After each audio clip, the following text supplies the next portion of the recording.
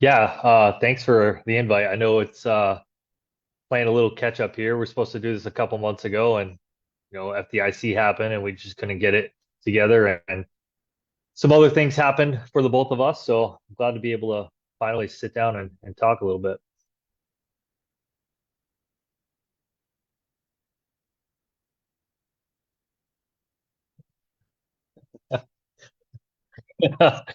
Yeah, no, it's not. But you know what? That's all right. Like I said before, if it wasn't this stuff, it'd be something else. So it's always good to have something to keep you on your toes, I guess.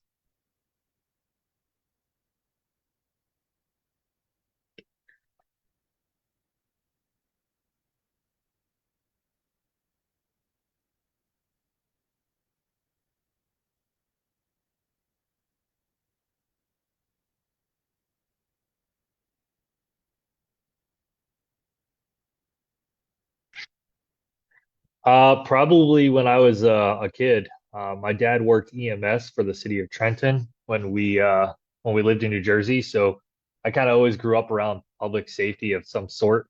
And obviously, a lot of his friends were firefighters. So lived in a small town called New Egypt, and he would always take me down to that firehouse and we just hang out. And I just always, since as far as I can remember anyway, always just was fascinated with the fire department. So.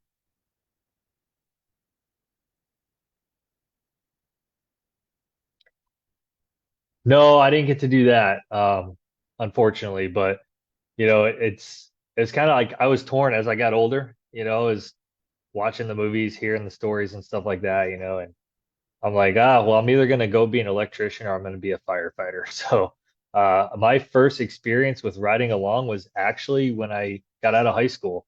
I wasn't certified for anything. I went down to the volunteer firehouse, said, "Hey, what do I got to do?"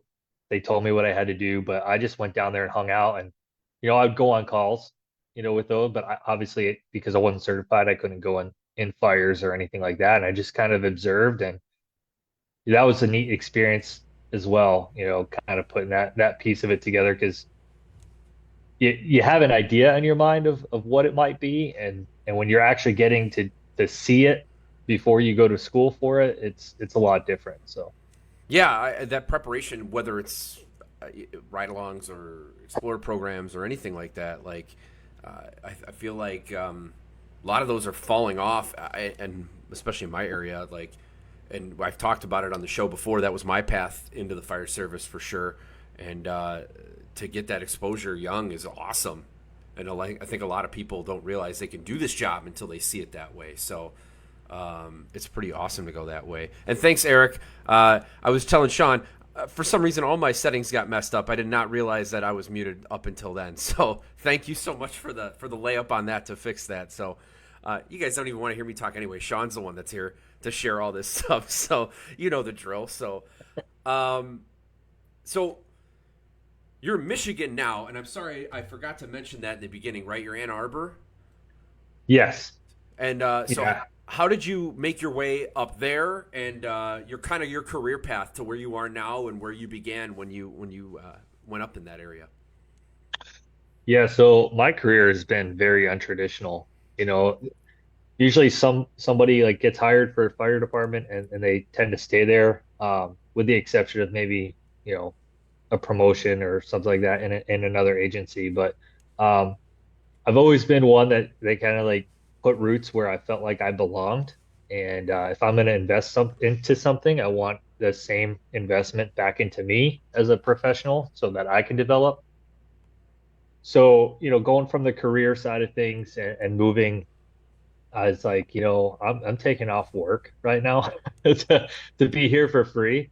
And I absolutely loved it. So I moved up north Florida, um, so I was in Hillsborough County, Florida as a volunteer, and then I went to Sumter County to make a little bit of money. One of their requirements is that you had to live there. So I said, fine, I'll go and do that. And I did that for a long time, from probably 2008 to about 2014. Worked my way up there from paid on call to part time to eventually a full time firefighter for the county. had a blast, absolutely loved who I worked with, went to a ton of fires, just everything you could think of. And my wife is not from here, or it was not from there. She's born and raised in Michigan. And when we met, she was actually getting ready to leave to come back home. So she just said it one day, like, "Hey, I miss home." And uh, aside from being a kid in New Jersey, Florida was all I knew. So I was up for something different, and always kind of thought it'd be cool to fight fire in the snow, which now you find out now is not so fun. But anyway, so moved up here the first time, right around 2014, and found out the hard way that you were not getting hired unless you were a paramedic. Maybe some places you could, but I was starting a family, and just I needed to make money, and the places that I could go to fight a lot of fire, I just wasn't going to be able to make the money I needed to make to support my family. So, just did that, got hired, wound up getting the notice that hey, we're laying everyone off in a couple months, and went to another fire department. It was just like, this is not for me. The culture there was just, it didn't align with my values and what I wanted. So I had a heart to heart with the wife, and I was like, I think I need to go back to Florida. It's a little bit more stable. And we did that for about 4 more years. Fast forward, her mom's getting sick. She was diagnosed with dementia early on, and now it's getting pretty bad. So we made a decision to move back up to Michigan. And when I did that, I always said, hey, I'll take the job that I need to take, and last as long as I need to. And I found myself working for the city of Ann Arbor. So no complaints there. I love where I work. You get to do a lot of cool stuff. I work with some cool people. So that's kind of it in a nutshell. Yeah, man, that is all over the place. Couple unscripted questions that kind of come with that. So, for the first one, um, the process that you had. So, I've looked into this myself and about like going to different states and that kind of stuff. And Illinois is weird, and I feel like my certifications don't go anywhere from Illinois. And it sounds like Florida's pretty good about that, where your stuff gets reciprocity almost anywhere. So where I'm it's a lot to unpack. So where did you get your basic firefighter certification? Which state was that in? Oh, that was in Florida. I got my fire certification, my wildfire certification, and EMT all when I was working in Florida. Okay, and then so that stuff, and I'm not super well versed, but there was like IFSAC and Pro Board and all that kind of stuff. So yours is compliant with that, which basically opens the door, right? Yeah, I mean it depends. You know, sometimes it's harder. I know like before that, I don't think Michigan was accepting Pro Board certification, um, at least not prior to when I moved. But in 2014, when I moved up here, all I had was my Florida stuff, and I always made it a point to get Pro Board certified, just because I don't really know why. I was just like, hey, why not? It's what can it hurt? Yeah, And really, it's just like $25. So, I'm like, for $25, I'll get this other thing. You never know what your career is going to have, and it paid off. I'd come to Michigan and call the fire marshal's office, and they're like, hey, if you have pro board certifications for all of these things, we'll grant you reciprocity. And what that was is it was fire one and two, obviously, fire officer one and two, my instructor stuff, uh, all of those things. So I'm like, hey, I definitely will take advantage of that. yeah, On the EMS side, that was easy. That was just yeah, an application. yeah. I mean, that's pretty simple. So National's I easy, was, yeah. yeah, and I was fortunate. I didn't have to like go through the fire academy all over again or anything like that. So Yeah, it's just interesting. Like I looked pretty deeply into it, and it ended up just not making sense. Right? You're talking about family and all that other stuff, and sometimes just things don't make sense for everyone.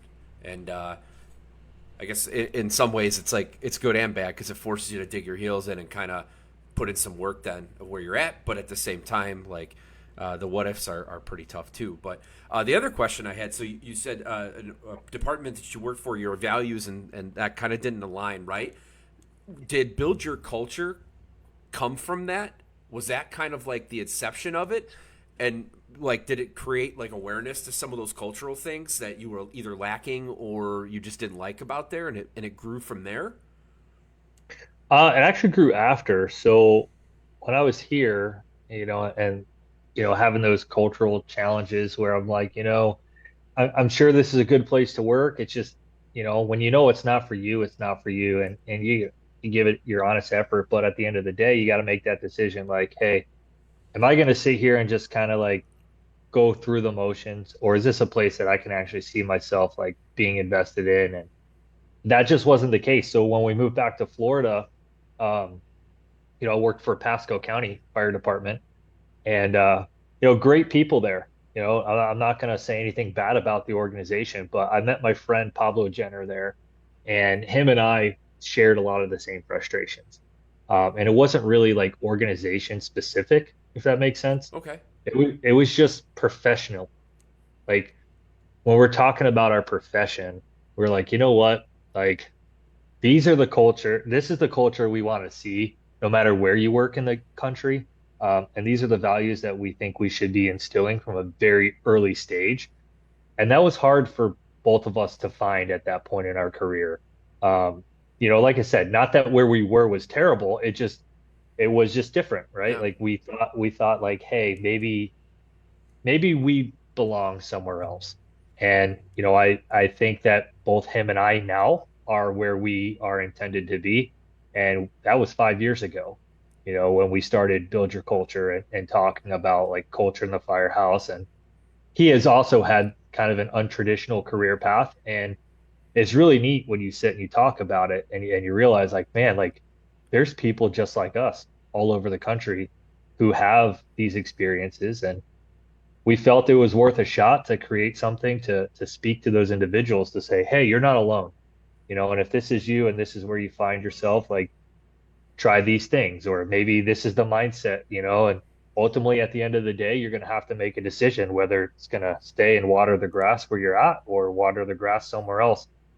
But the biggest thing for me anyway was the whole like, well, that's just the way it is, deal with it. And I didn't really like that, because what kind of mentality does that breed? It just to me that was more like hey, this is what we want you to do. Don't go outside of this box. You'll be okay. If you start to kind of veer off in any direction that we don't like, we're gonna try and like bring you back in a little bit. And I personally didn't feel like that was the way to go professionally and personally. Yeah. I mean, it's always tough. It's that feeling of belongingness and all of that.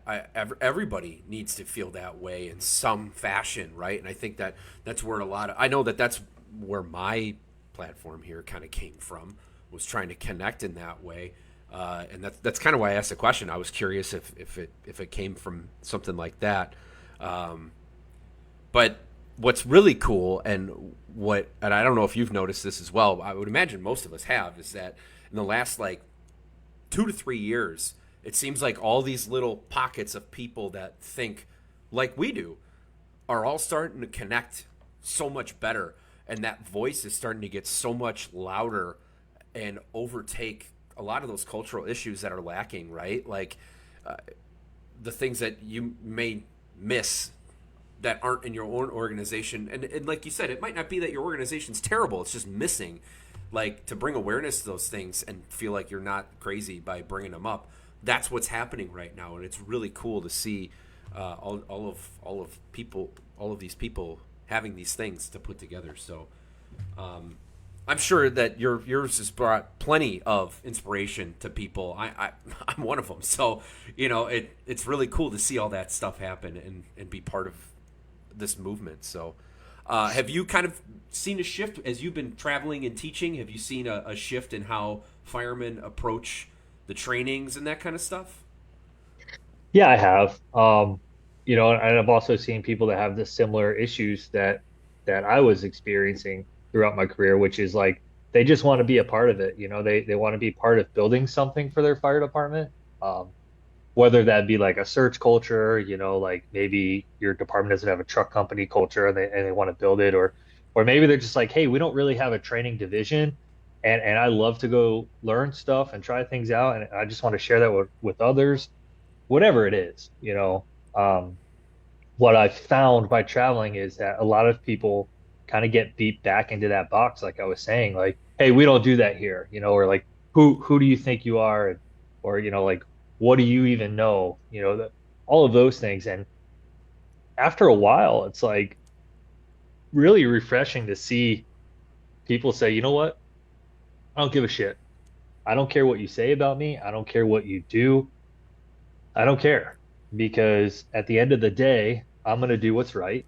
I'm going to continue my passion and I'm going to continue to try and better myself and those around me because that's what we all deserve, including the citizens that we serve, you know, like they deserve that level of professionalism that they deserve to have that person that gives a shit, you know, and it is really cool to see this next generation of firefighters coming in already with that mindset because they listen to podcasts, they go to fire conferences, you know, they just are in the right circles and they're coming in and they're saying, hey, like there's nothing wrong with loving the job.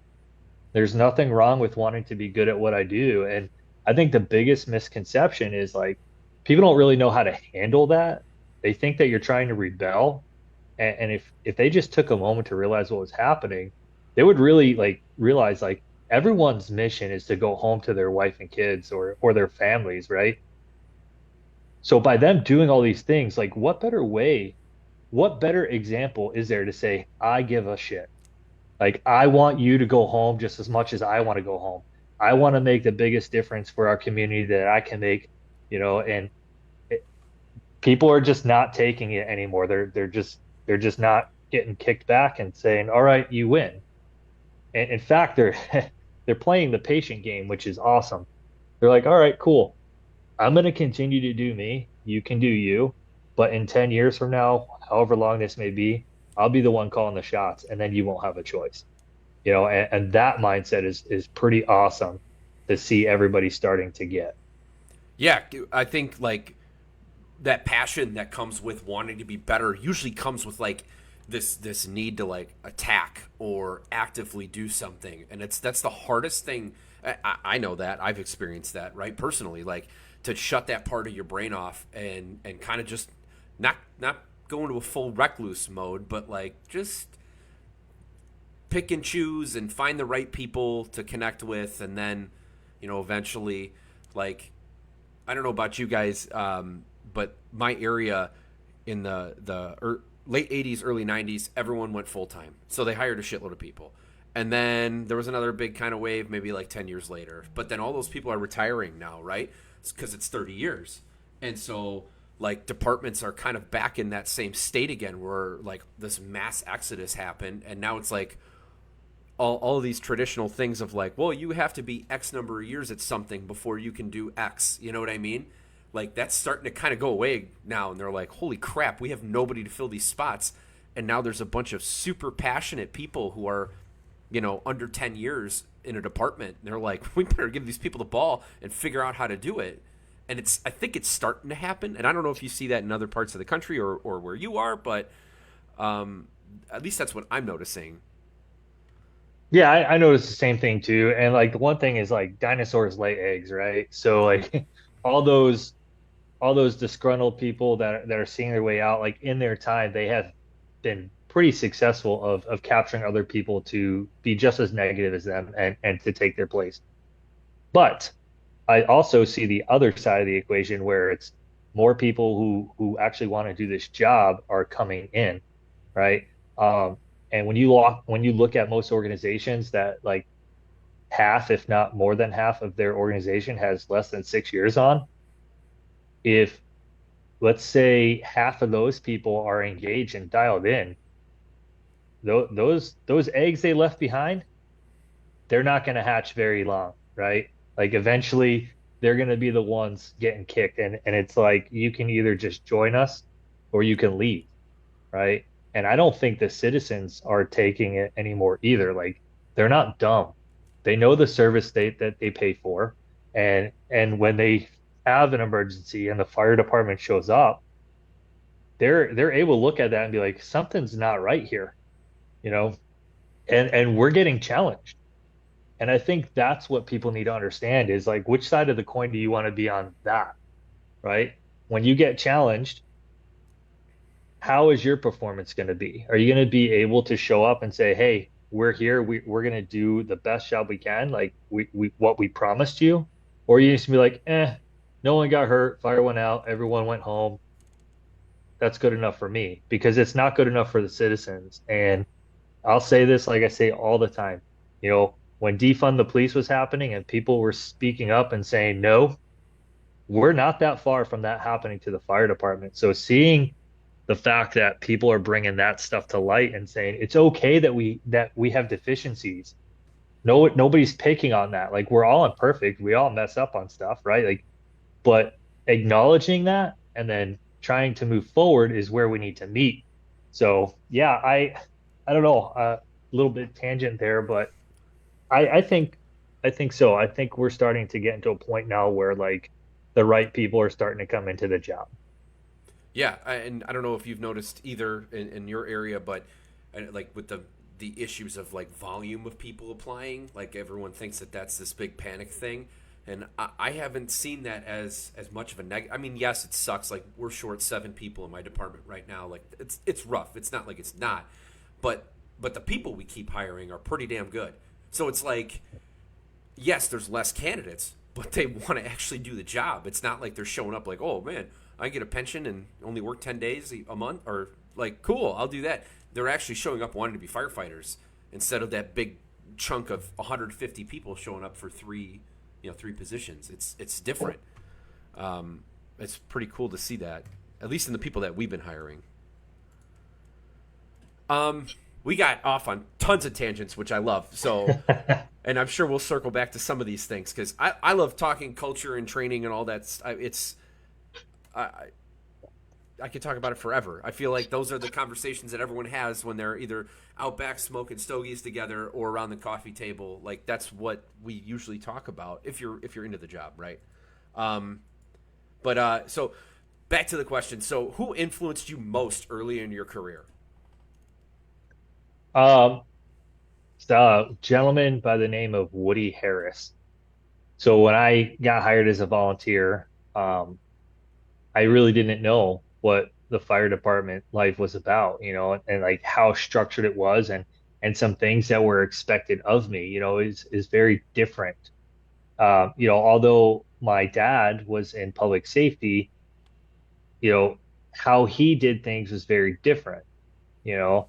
So when I got to the fire department, I'm like, okay, well, shoot, everything's my responsibility. And I didn't really know how to take it, right? Like I got all these people making fun of me, right? But they're not being mean. They're just, like trying to see like how I react to things. Hey, mop the floor. Hey, do this. Hey, do that. And you know, I just remember Woody would always sit in the front of the bumper and smoke a cigarette, and I would grab my coffee, and we would just have like the most heartfelt conversations. And he would give me some really sound advice. And anytime that I had an issue, like I wasn't really sure how to navigate something, like he would tell me. And mind you, he'd been on the job, gosh, probably 25 years at this point, maybe longer. So he was getting ready to retire and he didn't really fight fires anymore. He was the paramedic on that engine. Um, so getting that wisdom all the way around, both from like the EMS side of things to the fire side of things, and having somebody actually take time, it was genuine, right? He never let me stray too far. And, on the other side of things, if somebody was like really like up my ass about something, he would be that father figure and say like, "Hey, enough. Like the kid's trying, like leave him alone, and if you don't have anything constructive to give to him, just shut up." And that always resonated with me because here I am 19 years into the job and I find myself doing that same thing for those who are receptive to it, and I think it kind of comes full circle and I think about him. He's unfortunately passed away, but I think about him all the time, in our conversations and the things that we talked about. And man, I don't know if it wasn't for him taking the time to invest in me, I don't know what kind of firefighter I'd be today. Yeah, dude, that's why I love asking that question. Exactly that. Some people just come in at the right time and give you exactly what you need. And if they hadn't shown up, you would have. Who knows what you would have been, right? And that's really cool. Thanks for sharing that. And Yeah. yeah, just to get latched on to a great senior man is invaluable, right? Uh, all right. Do you want to get into 2 and 2 out now, or do you want to save that?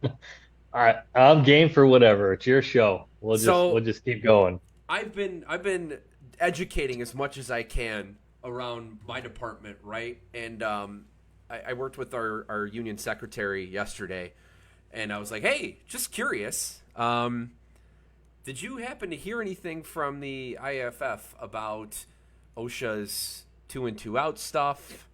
Anything like that? He's like, no, what are you talking about?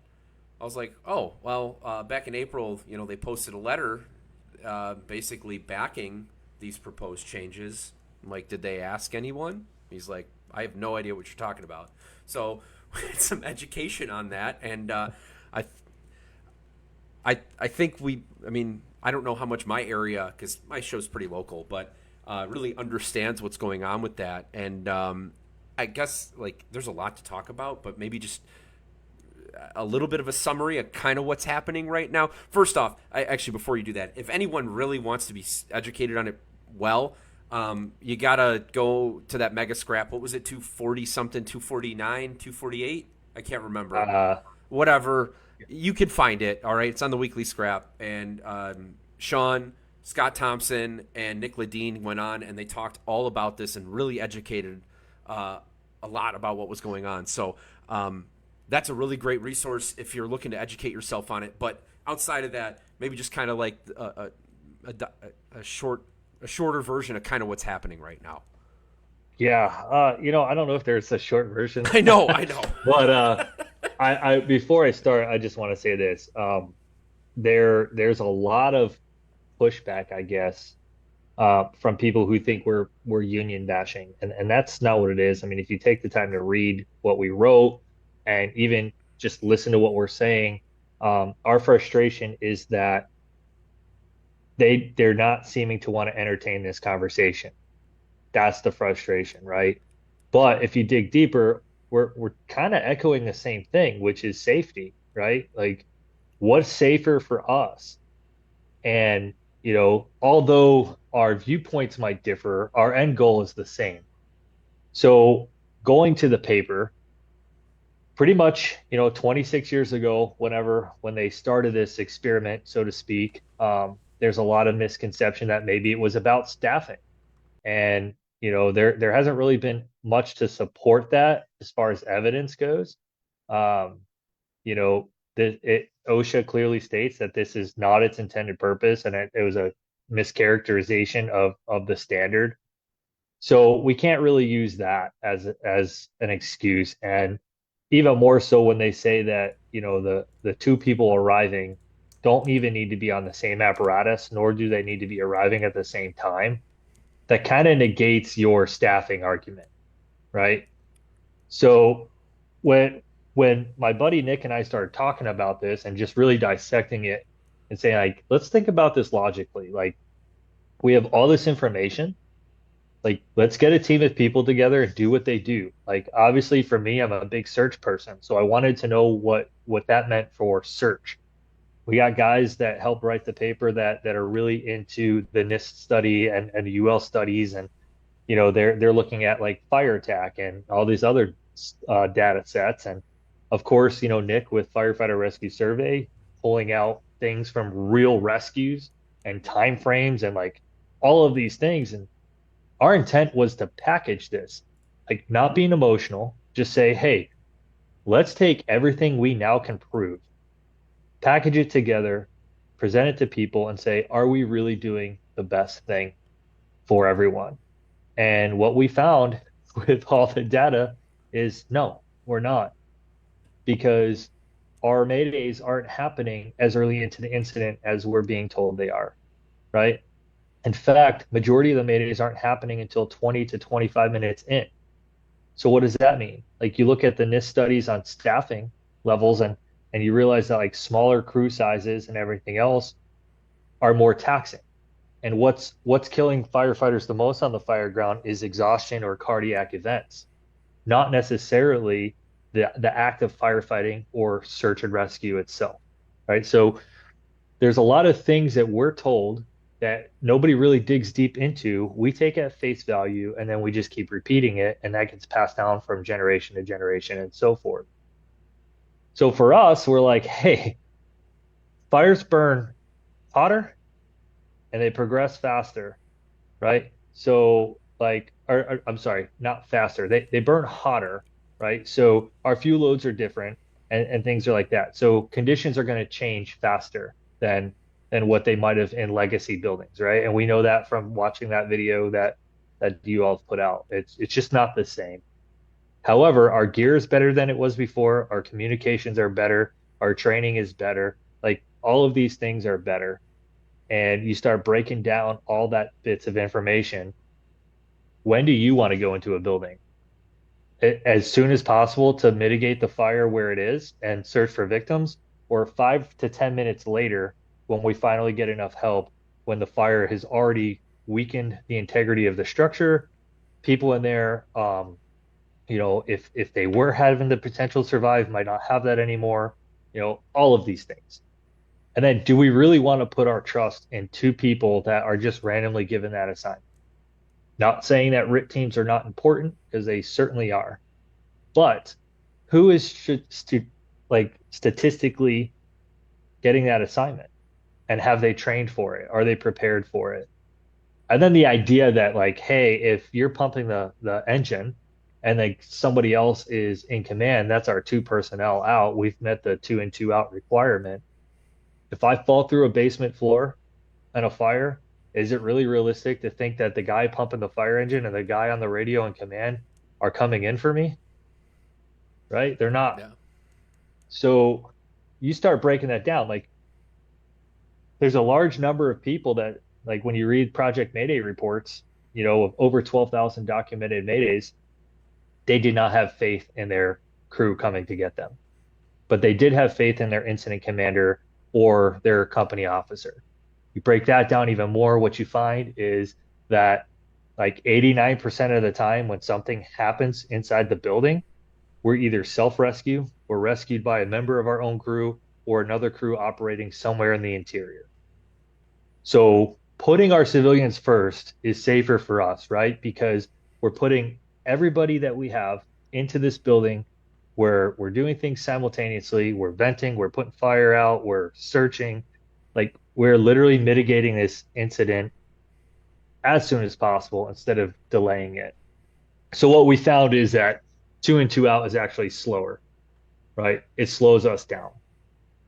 So our fight with the proposal paper was like, I don't know if the fire service needs it, because you know what? For the 27 years prior to us being put into that standard, we were exempt from it. So nobody ever looks at that set, right? Like, oh, well, how come for 27 years we were fine? And all of a sudden, 26 years later, it's a different story.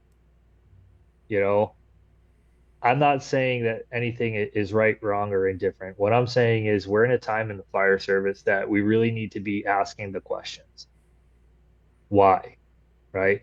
And we need to stop letting people make decisions for us. And when you put out something that says, hey, on behalf of 350,000 firefighters, I know you did not ask 350,000 firefighters what their ideas were, right? And again, that's not a stab saying like, hey, we don't want firefighter safety. And we're not advocating to put one person inside this building. We're just saying, hey, if we're going to go in this building, we need all hands working now. Like that's what's going to be the safest option, right? And knowing that like the RIT crew, that means that's a true activation, right? Like we have failed at everything else. They're coming in 7.9% of the time is when they're being activated off of how many fires that we go to, knowing that 1 in 63 fires, there's someone trapped inside. Like all of these things point that we need to be educated and aggressive. We're not saying like just go like freelance and do some crazy stuff. What we're saying is better training for firefighters, for company officers, for everybody on the fire ground should be taking place of risk averse policies. because you're never going to eliminate the risk completely. It's just not going to happen. What we have to do is we have to know what that risk is. We have to understand it and move forward towards the end goal. And if the end goal is put the fire out as quickly and efficiently as possible, search for all victims, remove them as quickly and as efficiently as possible, then any delay in getting to those benchmarks is just unacceptable. Yeah, dude, brilliantly uh, summed up. Right. I did put the article in the chat here for those of you that are in here live, and then I'll share it again because I think I shared it not too long ago. Um, for a lot of the data that Sean's talking about. I mean, the facts that come behind this. We actually had my own organization a couple years ago. They were marrying. So we're jump companies, like probably most of the Midwest, right? And they were basically taking, and they're 3 people. They're not 4 people. So 2 people going inside, right? So what they were doing was tactically they wanted to have 2 people from the first engine, 2 people from the second engine become one mega crew, essentially, all devoted to the fire attack. And then the next engine that would show up would become search. And a couple of us were like, that doesn't make any sense. And what's ironic was we used a lot of the same data points that you guys are using, obviously, for the 2 and 2 out, and it echoed a lot of these things, right? And going through some of that stuff, and I guess where I'm going with this is the positive that comes out of that is we were able to change that because we had the facts, like you're saying, right? Understanding the information and the real facts and being able to present them in a non emotional way, it becomes undeniable at a certain point. And I think that's we're going to get wrapped up in politics, I think, with 2 and 2 out for sure. Like the fire service is going to get tugged through all sorts of other people and whatever politically, but it's pretty much undeniable when you read the information, and so it's really cool what you guys did. I know from what I've gathered is you didn't set out to do this for that reason, and then the timing just worked out. And how funny is that works out that way? But I mean, it's awesome because I don't think like nobody had to scramble for this information to be so nicely packaged and be able to share it. So kudos to all you guys. And I forgot we also we have to mention Bill Carey as well from Data Not Drama for being part of that. So Yeah, just man, that paper took us probably 2 years to make. I mean, it was definitely a labor of love. We wanted to make sure that like it wasn't just opinion, that it was definitely backed up, and we cite all the sources in there. But I'll tell you, you said something about the timing of this. When we saw the proposed changes come out and they changed it from if you think or have reasonable belief that someone might be inside, you could deviate from that standard. When they took that language out and they wanted to say that the only thing you can deviate from this new proposed standard is if there's reports or if you physically see somebody. What I would challenge anyone to do, don't take my word for it, is look at the firefighter rescue survey data. What you're going to find out is that reports and no reports, nothing changes because one, you can have reports and they're not accurate, right? You could have no reports and we're finding people in buildings. And to think that like every person who is a victim of fire is going to be conscious and being able to say, "Hey, come save me," like waving their arms out a window is very unrealistic. You know, most rescues that happen are, I'm not going to say most. Let's just say rescues that happen, it's not uncommon for people to be found unconscious, right? In their bedroom or in the living room or wherever they are in common areas of this home. It's also not uncommon for us to go to a fire and not have reports and going in there and finding people. You just never really know. The fire ground is so like unpredictable in that way. I don't trust the reports from people. Not saying that they're wrong, but that is a highly emotional situation, right? And we as firefighters are probably the most calm, cool, and collective, or at least should be in that situation. If we can make an assessment and we could say, hey, this warrants a rescue, or this warrants us to go search, or put a handline in there, whatever it is, then we need to be doing that. And I just don't understand why some organization is going to dictate to us the tactics that we should employ at a fire long before that fire is even happened, and especially since they're not even on that fire ground, right? That is a recipe for disaster. So why don't we let the fire department make the decisions on what needs to happen and continue down that route, right? Like the thing that we say is like, imagine if OSHA trusted the fire department as much as its citizens do. Think about that for a second, right? We're supposed to be professionals. If you trust us to do our job, you have to let us do our job and stop handcuffing us from doing that and then threatening us with like litigation or fines or any of that stuff because we didn't do what you felt we should do, but you're not there to make the decisions. And you know what? The decisions that you make, people will live and die by. And whatever decisions you make based off of your assessment, right? You're going to live with those for the rest of your life. I can't speak for everybody, but I'll know that I could never live with myself if I knowingly said, well, there's nobody presenting from the windows and nobody's here to tell me someone's inside, so let's just hang tight. And then I go in and find like, a mom and two kids stuck in a bedroom. And, I will always wonder, what if, what if I would have got there sooner? What if I would have went in there and done this search? Oh, but what if I didn't follow this bullshit rule they want me to do? And I just did my job, right? Like that's a very real thing. And we're talking about mental health in today's fire service. I don't think that's helping anyone.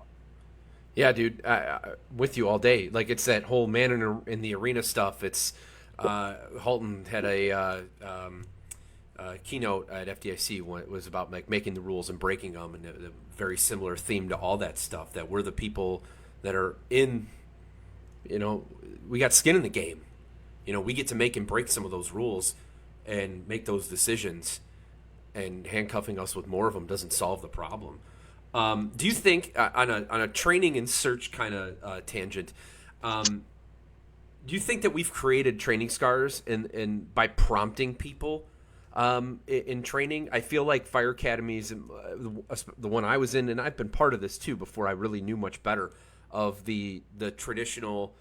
It's going to be a search drill, so someone's going to run up to you and be like, "My kid's in that room," or I think they're in there. Do you think that we prompt too much in training, and now we've kind of created a training scar where people are expecting someone to kind of give them that go ahead to go in when really you put on the turnout gear, so you already have the go ahead.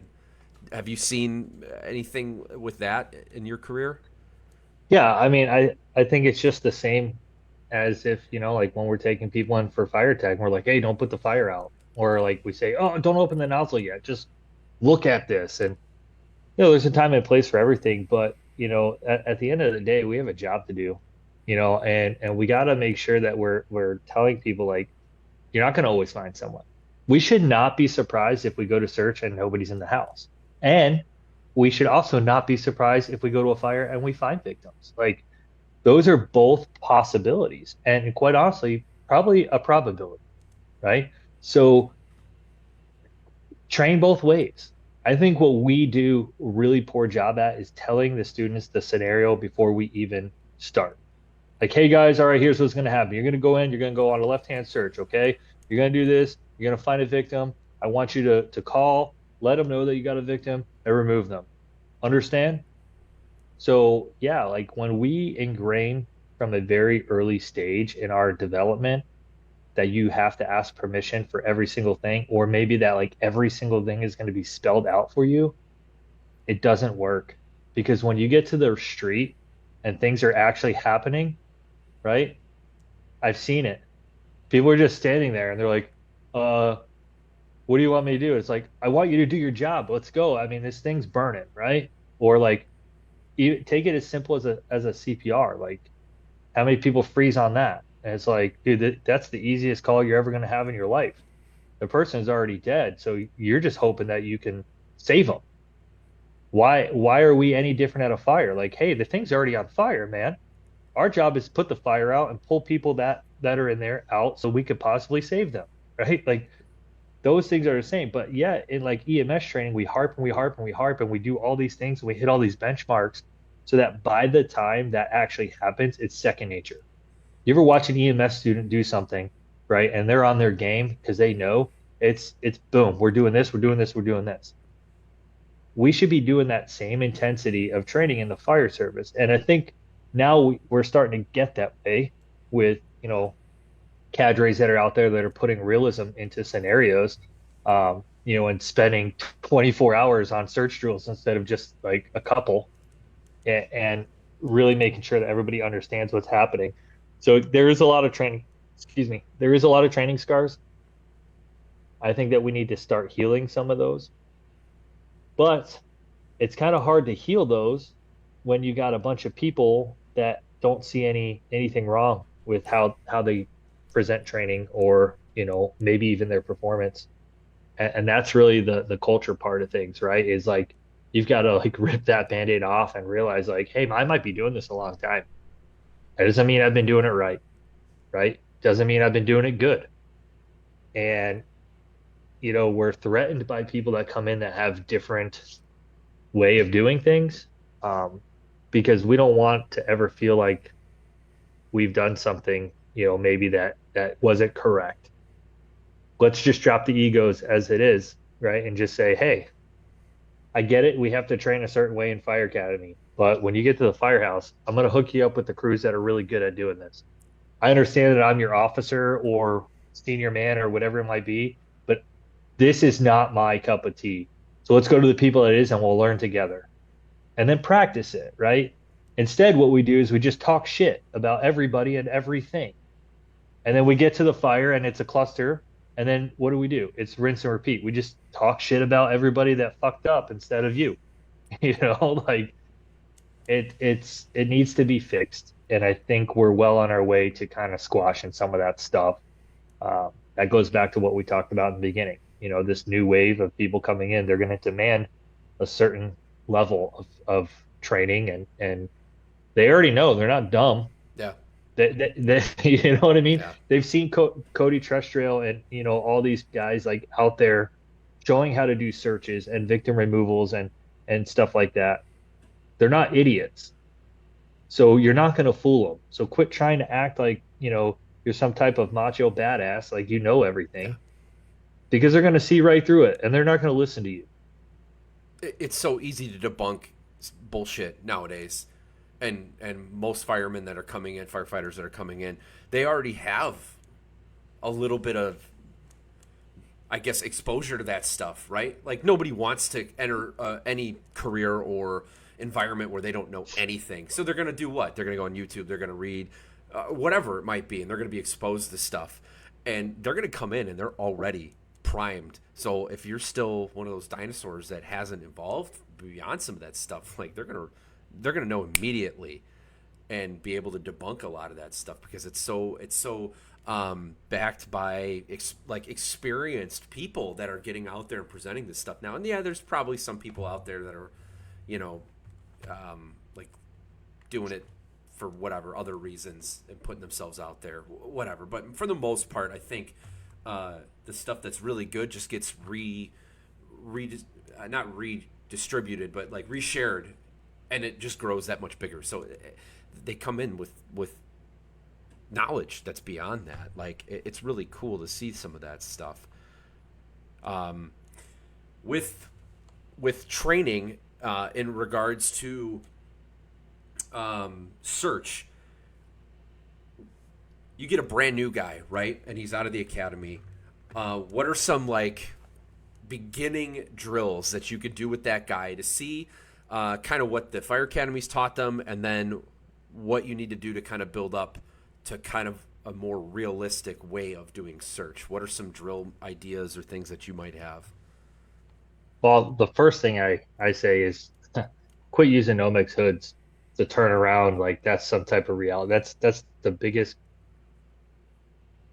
I'll just leave it there. Like that's we're not doing anybody any good, right, by doing that. Um, there's plenty of accessories that we can use now to put over the face mask that actually mimic like being smoked out and things. But like don't go to that route immediately. So I always like to say like, hey, show me what you know. Right? You might teach me something. Hell, I don't know. So usually what happens is that very painfully slow crawl, right? Trying to hold on to something. Maybe they want that tool so they can start swinging. And you got to go, okay, stop. And you got to explain to them, like, I know that's what you were taught, but let's think about this for a second. That in no way, shape, or form is that practical. And you're moving very slow, and you're really not doing much because both your hands that should be searching stuff are occupied. So how do we do this to make sense? And you got to start breaking that stuff down. Like number one, you got to tell them why they're doing this skill to begin with, right? Show them that. Here's the why behind it. Let me show you how to do this, and we're just going to progress. And we used to use baby powder. We don't do that anymore. We use flour. Um, once we learned that baby powder is probably not the best thing to be mixing up in the air. So we'll put flour down on the ground. It makes a mess, but it is what it is. And we'll have them do a search. Like, hey, just do it the way you were taught. I'm not judging you. Let's just see. And that way they can physically see where they've been and what they've missed. Come back and say, all right, now let me show you something. Change your stance to this, move your body here. Like Aaron Fields talks about there's three positions that you should do. Like same thing in search. There's really just three positions. You got your upright tripod, you might still do that tripod, but like go out to the left or go out to right. And then like obviously as conditions change, you're going to change your body position. You might have to get a little lower. So showing them how their body works, like because everybody bends different. This is how your body works. This is how you should move. This is when you should do these things. Um, and just getting that confidence. And once they have that confidence, they have that positioning, they'll start getting speed. Those are like what we focus on first.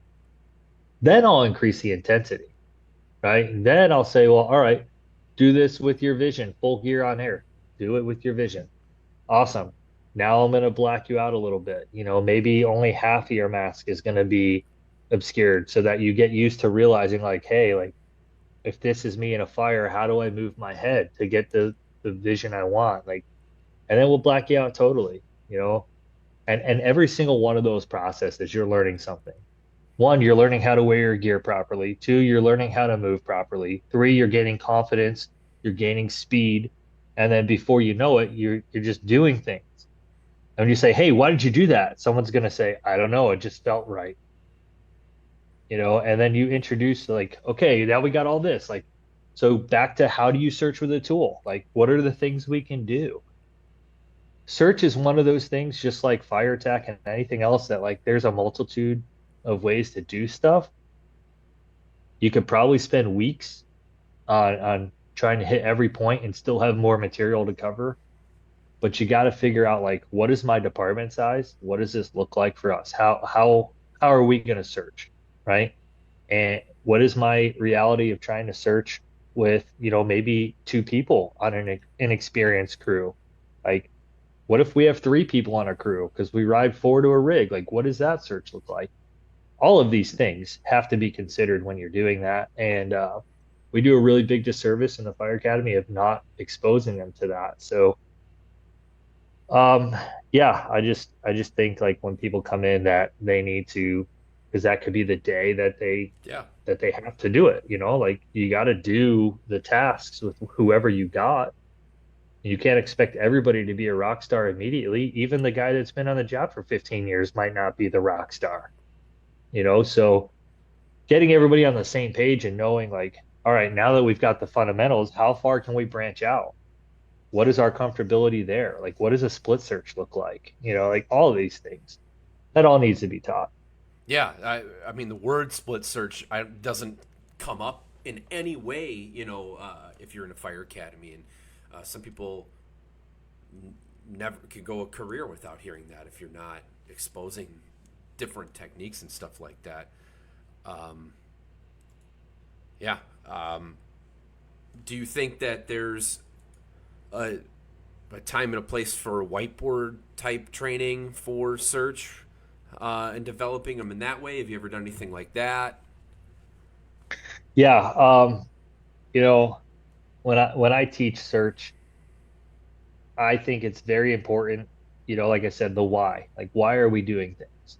So for me, like number one starting thing is like, okay, let's talk about what we can prove first. Like all this skill stuff, that's great. We'll get to that later. But you really need to understand like why I'm showing you these things and why I want you to do this. So we do generally like a PowerPoint that'll have like firefighter rescue survey data in there, showing them like, hey, this is a room. So like example, Fire Academy is going to say, Alex, Sean, go in this room, hold on to each other, search the room, come back out, right?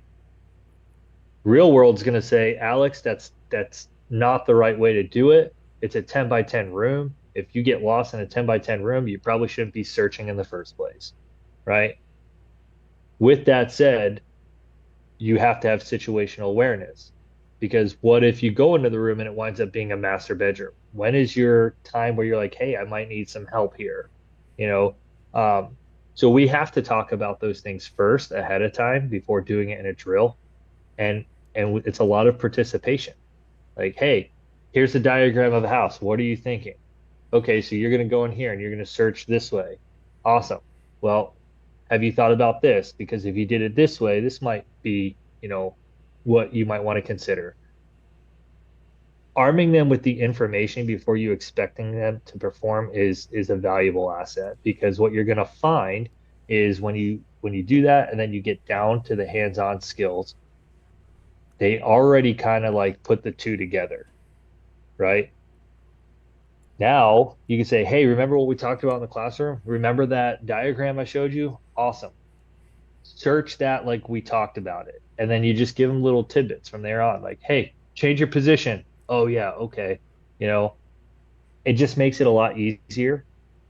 And I'm a firm believer that if you front load the information with like a day of that or however that looks for you, maybe 2 days, a week, whatever it is you want to do, by the time you get to hands on, they have a really good understanding of what the expectation is.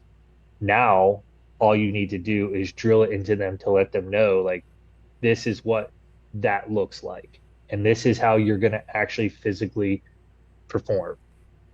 And that, all that together right there builds a tremendous amount of confidence. Yeah, I feel like the next question I was going to ask was about changes for small companies, and I feel like uh, confidence is probably one of the biggest things with that, right? Like traditionally, you're taught, at least I was, and what I've experienced in fire academies that I've either been part of or whatever, uh, they're four-person companies, and they're true four-person companies. They're not even like what a working one would be, where even you lose an engineer or something like that. Most of us in my area we're two, right? It's two people. Um, what what sort of things maybe switch with that between two and three people, or like let's say like a larger staff department versus smaller staffed one? What are some things that maybe shift a little bit with search crews and how they should operate? The concept is always going to be the same, right? And the overall objective is always going to be the same. But what might change is how fast you can do things. So, like for me, for many years, I rode a two-man engine. Okay. If we showed up, there's just two of us, obviously, like, hey, our next crew was, 10 minutes or more away. We've got fire to control, we've got search to get done. So, can you divide and conquer, right? Have you trained to where it's like, hey, we're going to go in, I'm going to keep the fire in check, and you're going to search, right? Um, or do you know the distance of like, hey, the best thing we can do is just like both of us get this line in place. Let's get to the seat of the fire. There's only one of us that needs to put out this fire, and then I'll search back. All of those things that you do, you need to understand like comfortability of crews. How much have you trained on this, right? If if we could talk about it all day long and say, oh, that sounds great, but if we didn't train on it, it's not realistic to think that that's going to go the way you want it to, right? If I'm not comfortable with your search technique and knowing that like I know what you're doing, and I'm not comfortable having you one or two rooms away from me, then I can't expect you to really do that. If we have a two-person company and it's like you got 6 months on the job. This is the first fire you're searching. I need to trust you to be able to search, but I'm probably not going to have the confidence in you to do all those other things that we would normally want done unless we've trained on it, right? So with a short staff company, I always like to say like the objective is put the fire out and do a search. We can accomplish both simultaneously, right? It's like we'll look at VES as a perfect example, right? A lot of people are like, "Oh, you can't do VES." Well, what if we entered the window closest to the fire, put the line there, and search those rooms? We just handle two things in the most efficient way with two people, right? I've entered closest to the fire. It's not traditional. It's not the front door. I get it, but a line is in place. Now I'm not worried about having to isolate a door because I've got water flowing and I'm free to search. And hopefully, some point in that operation, we have two more people that can come in and either stretch a secondary hand line or come and help with the search, right? Fire tech and search are the two primary things that we need to do with life safety being our number one objective. So I think like if everybody can understand like ISO ratings, right? And what do they do? NFPA 1710 or 1410, 14, yeah. right? They do they do those drills. Hey, you got to be able to do these things in this time period to get this rating.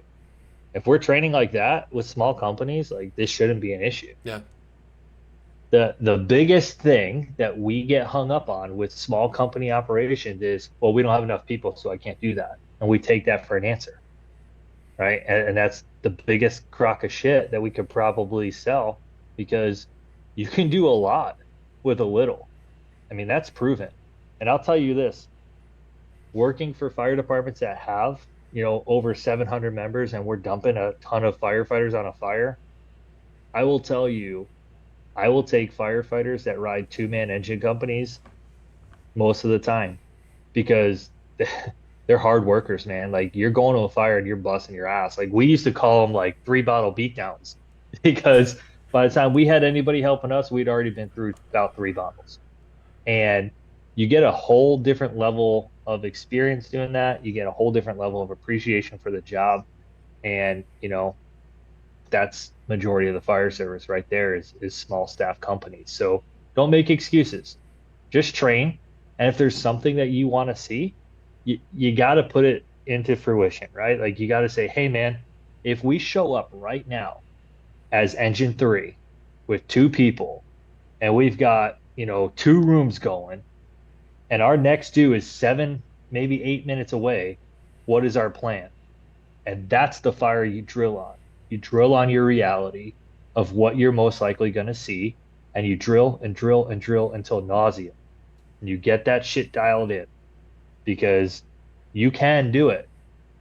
It's just a matter if you want to. Yeah, dude, well said. Absolutely.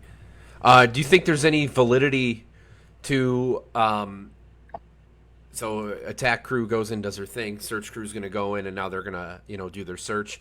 Do you think there's any validity to closest to the fire and work away from it? Uh, that way that I had heard that when I was in the fire academy, and I was kind of taught some of that belief, and I feel, well, I shouldn't say what I feel. What do you think? I'm not going to say situationally dependent because that gets tossed out there way too often. I'm going to say, like, what is your layout, right? If I got a fire in the garage, and my rooms are on the other side of the house, why would I start closest to a garage that's going to lead me through like a kitchen and a living room before I get to the bedrooms? That's just me. The quickest way to our victims is through the quickest access point to them, which is often windows, or hey, maybe the front door, depending on how the layout is. You have a ranch style house, you have, like a bungalow, like Cape Cod, like what are you dealing with, right? So knowing your layouts is going to definitely be important to me anyway, where you're going to start your search. How many rooms are on the first floor versus the second floor? Where is your fire location according to those rooms? In our search class, I show a video or a picture that's got fire smack dab in the middle. And I say, well, we're always taught to search closest from the fire back. where are we going here? And it stumps people because they're like, and I'm like, hey man, it's just a giant porch fire, right? So windows of opportunity is what I look at this point is what is my most severely threatened area when I have to make that choice? If, my most severely threatened area is a bedroom and I'm looking over to the left side of the house and I'm like, oh, it's probably a bathroom and a kitchen, then I'm going to target that bedroom. Second is reading smoke and fire behavior. Like you should have a pretty good indication if a bedroom door is closed or if it's open from the exterior just by the smoke pushing out from the window or how dark that window is or whatever. All those take a play for me. So I'm not going to say that we should always go to the fire and search our way back. I don't find that to be true. I think that we need to look for the largest opportunity of where do we start our searches in comparison to where our victims are going to be. And the only way to do that is to know the data. And the data pretty much says that like 24 hours a day, we can expect somebody to be home. And the largest place that we're going to find them is in their bedroom, regardless, followed by family rooms and hallways. What does that tell you? Main paths of egress, right? The main areas that people travel through their home is where I'm going to be starting my searches. If I had to make a choice. Now, would that change if we had to make fire attack and do a search? Yes, that would, because obviously I'm going to want to put water on the fire to protect the search, right? So we have two options. We either remove the victim from the environment or we remove the environment from the victim. That's really your options that you have. Where do you fit in this fire and your assignment and your arrival order and all of those things? That's going to dictate a lot to you. Oh, yeah, it's awesome. Very educational. Yeah. um, so when I did take the class that you were part of teaching at the FDIC a couple years ago, it was involved a lot of tick usage, and what are some obviously like Andy Starnes has this wonderful class that he puts on with everything, and even little bits of that digested. But what are some like street level things that people can think about with the tick, and not just like the company officer, but if a department has either the integrated ones or some other one for their backstep or something like that. What are some street level tips simplified for using a tick with search? One, know what kind of camera you're dealing with because you have a situational camera and a decision-making camera. Both very different resolutions. One is for like situational awareness, obviously for you and me. The other is actually for like reading the environment and fire attack and stuff like that. Two, know how your camera works, right? When does it switch to high and low sensitivity? What does the color palette mean? Does it even have a color palette? Are we reading grayscale here? Like what are we doing? Because not all thermal imaging cameras are created equal. Okay. Number three, the tick is supposed to enhance your search, not do it completely. Okay. Um, you can't replace your hands, and they're a great instrument, but they do fail, right? So proper search mechanics and procedures will take you a lot further than any thermal imaging camera will every day. Because if you're relying on that thermal imaging camera and you have it planted to your face like this, you are sucked in. You have no situational awareness. Okay. You're moving slow at this point. So you've kind of halted everything, right? In that process, let's say the camera goes dead on you. What are you oriented to at this point? Nothing, right? It is literally a quick pick up, scan your environment, scan the room, drop it down, and go search, right? That is what we're after. It's great for large rooms. It's great for any room, but notice like you got to keep in mind too, like the spot to distance ratio on it. Like, how far is this going to read in my relation to where I am? If I enter into a room and I go like this and I'm looking right at a wall, obviously it's no good to me. Put the thing down and start your search. If I open the door and I can do like a quick scan and I see somebody on a bed or the floor or whatever, that's fine. But your thermal imaging camera should tell you the type of room you're in, right? your egress routes, and your direction of travel. They call it a TED. That's it. Those are the three things I want to know. And I want to put that sucker down and get to work. It's really helpful too if you hear victim, victim, victim, and you go and you're like, hey, which way's out? It's over here. It's really helpful in a vent enter search situation because what drives me crazy, absolutely nuts, is we teach all this thermal imaging stuff. And then we keep the person with the ability to get information quickly at the window. Like that's somehow going to make a difference. Understand that smoke is dense. Light and sound does not travel very far. So when I drop into a window and my job is to go find the door, and you have the thermal imaging camera and you're trying to tell me which direction to go, you are higher in that space than I am. So the likelihood of me hearing you is not very good, especially the further away from you I get. So let's flip that. Why would I not dump the person with the thermal imaging camera in the room first? Hey, go find the door. That's your job. You have the very first thing or the very thing that's going to allow you to see that and see it like right now. Go do it. Get an assessment of the hallway. You're going to get conditions. You're going to get the layout and you're going to close the door. Right.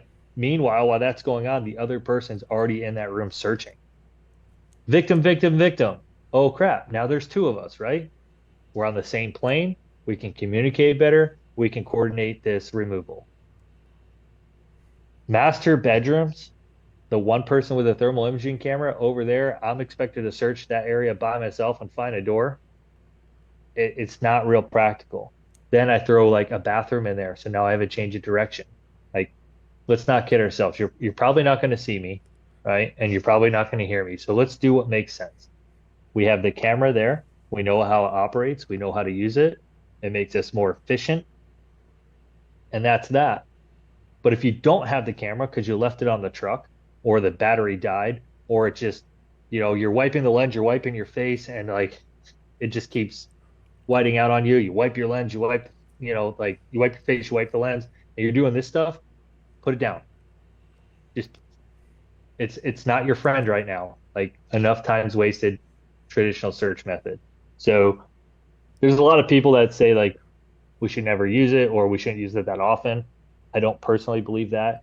I think that you just need to learn how to use it and it can enhance your search and speed you up if you're doing it correctly. Yeah, yeah. It's not a heads up display, right? It's a tool. Right. You actually stole, well, not stole, but I was going to actually ask you just straight up who's first in the window. So you kind of beat me to the punch on that. I was going to throw it that direction. That's I feel like that's one of the most debated like conversations that people have about VES. But I mean, it could be in general too. Going through a front door, it doesn't matter of who's first in. And Yeah. everyone has an opinion on that. I mean, there's basically two opinions, but um, yeah, I feel like whenever I take a class or whenever I'm around, like my company officer, I drive for him now because I have a probationary guy who's awesome. But he's like, I'm first in. He goes, I got the better cam. Exactly what you said. He's like, I got the better camera. I'm first in. And he's like, if I'm doing what would be. He knows he's smart. He knows it's not a high risk, right? By going vendor search, we know the numbers and all that. But he's like, if I'm going to send somebody in, it's going to be me. And so that's kind of his belief in that. And but we also have people that do the whole sit at the window thing. But yeah, that's you beat me to the punch. Though I was going to ask you that question just straight up. You, So you know what? You know what's crazy about that, Alex? Like this argument, it happens all the time, and I just laugh because people don't think logically. They yeah, just want to argue about something for the sake of arguing. Like I'm smarter than you, and the way you deflate that is you just say, okay, fine. Let's obviously the hang up is the window. So would you keep someone at the front door when we search? Are you just going to keep someone yeah, planted at the front door and let me search? And the answer is always like, no, why would I do that? And I was like, exactly, why would you do that? We're trying to split up a space here, and our objective is to finish the primary search from the location we started, whether that's a window or a door. So if we can understand that, and I have something that can see the infrared spectrum, which my eyes can't see, why would I not utilize that? If we know that like isolating the space is of utmost importance in this operation, why would you not want to get on that sooner? They'll still argue it. And I always fall back to okay, fine. next time we go to a house fire, I want you to sit at the front door with the thermal imager and just stay in there. I'll search the whole house by myself. And they say, well, that's a different thing. Like, no, it's not. But in their mind, they think it is because for VES, in their mind, it's one room in and out, right? Like we're going in, we're coming back out. And the benefit of having that person with a camera, aside from closing the door initially, is when that search is complete, we open the door, we assess conditions in the hallway, and we keep moving forward to the next room. And then we isolate ourselves in that room, right? You can keep the person with the camera in the hallway and monitor those conditions. So that way, if things start going bad, they can say, hey, we're getting out. Or, you know, that person could scan and search the room across the hall. Like the idea of us preventing a search from happening and having like these oh, it's dangerous, we can't do that, like this fear mongering thing is it's not helping anybody. Just know how to do your damn job. That's it. Yeah, dude, right on. Do you ever include like bringing a can or anything like that if you're going through a window? You ever include any of that? Like, I know, search true. If you're gonna go in traditional, right through the front door, all that fun stuff, like you're bringing a can with you. Like that's just reality. But I seldom see that getting built into going through a window, and I have always kind of wondered why that is, and if it's just an access thing or we just never done it that way. But I was curious your thoughts on that. It's just, I mean, I don't know. I personally don't do it. I'm not going to say that you can't. Sure. You know, if you feel it. My reasons for not doing it is like, I mean, that thing's heavy, Yeah. right? And it's cumbersome. And my purpose for going through the window is to be fast and to get to these places before I can no longer get to them. And hopefully, um, you know, we're able to continue to move on. What I have done, or have seen done, is someone goes in through the window and then someone takes a New York hook. They open the door, fire's blowing out of it, so they're getting that vent and they're channeling that fire away from the person who just entered the window, and they'll empty the water can there. Oh, Um, so like the next room over, you're saying they'll hook a door and open it to. I yeah, gotcha. they'll get that, but I don't know. I mean, anything's possible, I guess. Sure. If you feel like you have a purpose and you want to do it, that's I mean, there's really no difference going through the front door with a water can than a window, right? I'm It's not just pushing it, right? I'm just curious. We yeah, we no. had the discussion about it a couple days ago at work, and it was like, yeah, I don't know why nobody really does think about that, but I mean, I'm not opposed to it. I mean, yeah, if you feel like that's necessary, sure. then I'd rather you have it and use it if you need it than be like, oh shoot, we're screwed right now. You know? I mean, water cans got a lot of great uses. I don't know that I would bring that up as my Yeah, initial like I'm going in the window yeah, type thing. Maybe that's something that we bring up with a second or a third person. I don't know. yeah. And that's assuming that we're going second floor, Sure. like Yeah, obviously we're not always taking going up a ladder for VES, but yeah. No, absolutely. Yeah, I would just, I get you. It would be cumbersome, right? Like I feel like most tools, right? You can at least get your hands behind the rails and like do all that stuff, but a can unless you're throwing it over your shoulder and doing all that other stuff, and then like just trying to think like logistically, like diving into a window with the can around you, like that does not sound like that. Just sounds clunky, but yeah, I just was curious. I don't know. Uh, Chief Leidig, he's in a chat here, and thanks for joining us live here. He says it's difficult to climb with tools and bring a can with you, so you can only have so many hands to be effective. Yeah, I think that's exactly what we're talking about. That makes a lot of sense. Um, so back into culture for a little bit. Couple other questions in that. Anyone that's if you're watching here, if you got a question for Sean, throw it in there. But I wanted to talk about two other things with culture. So we kind of talked a little bit about like changes to like uh, how we're progressing in terms of fire service culture, um, but making it last and kind of like that everlasting culture of the traditional fire service. As we talk, those voices seem to be getting louder right now.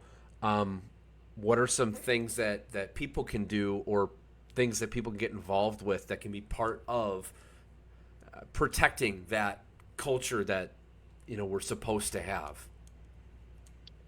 Well, I mean, culture to me, like you either have it or you want it, right? I mean, that to me, those are like the two options. And I hate to use the word change because people get really upset about that, like almost like you're attacking them.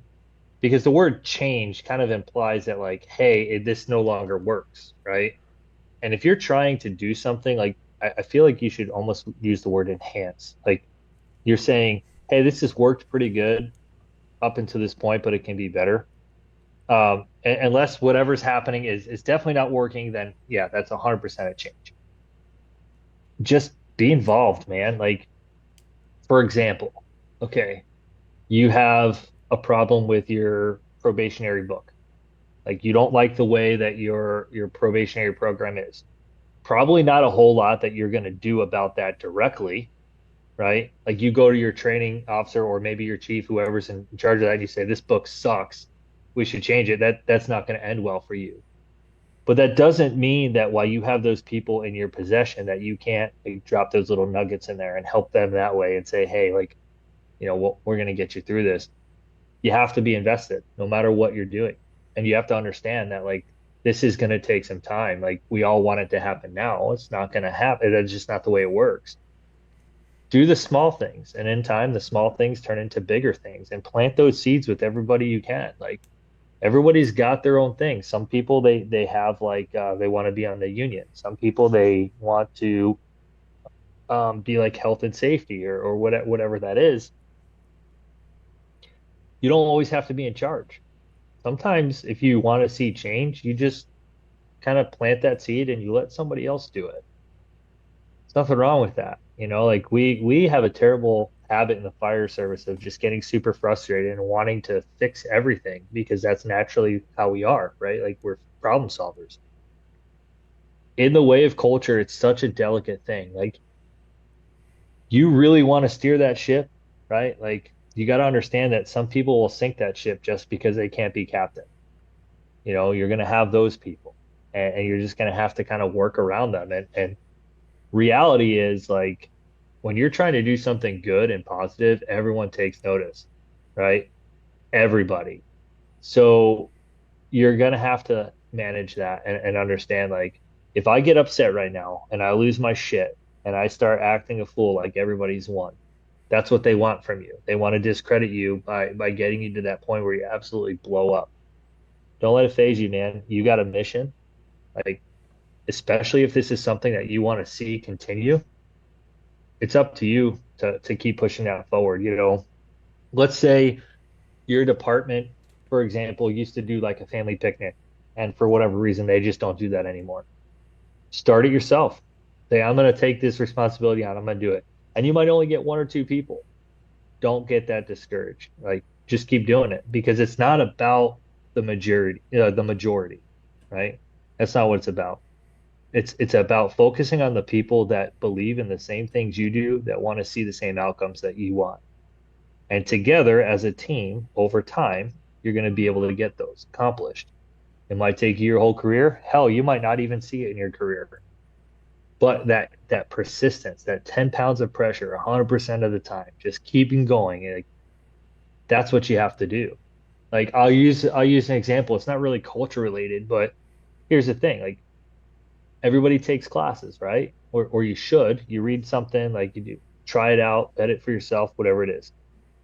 You say, hey, you know what? Um, our RIP packs. Let's let's do something to our RIP packs that makes sense. We have this strap, this shoulder strap for us to carry it, but it doesn't really serve a purpose for us other than carrying it, right? But I know that when I get to a firefighter who's down, I'm going to have to convert him or them, right? I can do that with a pickoff strap and two non-locking carabiners. How about I just replace the strap with a pickoff strap and two non-locking carabiners? So you go to the person who's in charge of that, whether it be the chief, maybe your company officer or whatever. Hey, have you thought about this? I was just thinking, like, if we're calling for this bag, wouldn't it be nice to have this here? Start that conversation, plant that seed. Maybe you get the answer of, hey, why don't you find some more information on that and present it to me? It's just the small things like that. We tend to get hyper focused as firefighters on all the larger things, and we forget that change generally happens down here before we get change it at a much larger level. Yeah, dude, I'm smiling because like I don't. Were you just like hanging out in my department? But like, I took phenomenal RIT class. If you ever get a chance to come into Illinois and do RIT under fire, it's phenomenal. It's seriously amazing, and I couldn't suggest it enough. But I got back from that, and you learn like real practical things. Like they beat the shit out of you in a good way. And I came back and we had some RIT pack things, and those of you that watch or have listened to my show know that I'm pretty open about mistakes that I've made, and one of them is kind of along the lines of what Sean's talking about. Like, you can't tell people they're dumb. Like, I'm evidence of that. You can't tell them, hey, what you're doing is stupid and it makes no sense. This makes sense and this is why. You cannot approach it that way at all. It does not work that way. And in fact, it makes people dig their heels in even more in spite of facts, data, evidence. Doesn't work. Don't do it. Listen to me. If you can pull something from me, don't do that. The 10 pounds of pressure 100% of the time. That's the kind of stuff. Bureaucratically figure stuff out. Like you mentioned, firemen are problem solvers. I feel like we're on the same wavelength. I say this stuff all the time, is that like we want to fix things because that's what we do, and we want to be active in it. But you can't always be full bore active in everything, right? And sometimes it takes a little bit of time for stuff. It's a great message to share, and I'd echo that from my own personal experiences of fucking that up. So, um, one thing throwing in here, Chief Leidig asked about Sean's thoughts on OSHA attempting to bring more regulation. We talked about that earlier in the show. I will send you every bit of information on that. And again, if you're in the chat, the article from Data Not Drama, or I shouldn't say article. What are you guys calling that? Like a It's paper, a position paper. Yeah. right? So it's in there. There's essentially fighting against it, right? That's the shortest way to kind of put. But again, if you wanted to listen back, Sean brought it up. And Rob Ramirez is in here. Thank you, Rob, for saying hi, and appreciate it. Every time I talk about RIT, you show up, Rob, and it's hilarious. I don't get it, and Rob's the man. he is, That man. guy, Yeah, he's amazing. yeah. I was trying to convince him to come bring his cadre down to IFSI for it. I'm telling you, man, that class is phenomenal. It's unreal. It's so much fun. Um, Last kind of culture question, and then I'm going to go into like those five like closing questions that I kind of have. Um, so there's the microcultures and macrocultures, right? And I'm sure you've read stuff from Scott Thompson, right? Obviously because you wrote a friggin' paper with him, but he talks a lot about that in his book Functional Fire Company, and I feel like people are not connected to that macro culture of the fire service, right? The why the rigs are red. Like I know those are like the simple like things to pluck out for macro culture. What are some ways that firefighters can be engaged with or exposed to that macro culture of what firefighters, regardless of what state, hell, even country you're in, we all connect on certain things. How can people get exposed to that, connected? That's there's a lot to that question, and I don't know if we could sum it up with just like one or two things, Sure. but I will say this. We really need to start teaching that from the early stages, like from the beginning. Like, why are we here? What is our heritage in the fire service, right? Like, where did this start from? Like, why are certain things the way they are? And like there seems to be a fight about like, oh, we need to get rid of traditions and stuff like that. And not all traditions are bad, man. Some of them are actually pretty good, and it's why we're here. So like I tell people, like, if you don't understand the fire service, like you probably don't want to be a firefighter, because firefighters of today are very much like, what's in it for me, right? And what am I going to get at the end of it? And they don't really take the time to understand their history. And it just always amazes me that like us as human beings will do like stupid DNA tests to find out our ancestry, like where we're from and like all this stuff. But you can't take the time to do this for a profession that you're dedicating so much of your time, effort, and energy to, that your family is sacrificing time with, like I think that we need to do that. And to go a step further, like if there's so many books out there, there's so many documentaries, like hell, go on YouTube and like even if you just catch like one of the old school videos from FDNY, you're gonna find so much history there of like what the fire service should be like. You got to take ownership, man. Like that's it. Everybody is waiting for somebody to give them something, and they're not taking the steps to just do this. And we need to remember, like you wanted to be here. Nobody issued you a draft card and said, come to the fire department. Like that did not happen. So the fact that you chose to be here, you need to respect it. And part of respecting it is knowing where you came from and why things are the way they are, right? Like I understand over time things are going to change. But you were talking about culture just a second ago and like how do we establish those things? And you got to start somewhere, right? You got to know the why. Like that goes back to everything we do. You got to know the why before you can even begin to understand that, whether it's a skill set or it's, history or whatever that is. Read a book, man. Like you don't like to read? Great. There's Audible. There's so much information out there at our fingertips that we just are easily saying like, well, I didn't know that it was even out there. Well, you didn't try. You didn't try. You come to my firehouse on any given day, you're going to see FDTN's magazine there. You're going to see reports from um, line of duty deaths sitting on the table next to the couch. Where, like, if you're sitting there at any point, hell, man, you got to go take a dump, go grab one of them. Like, that information is there and it's readily accessible and no one's reading it.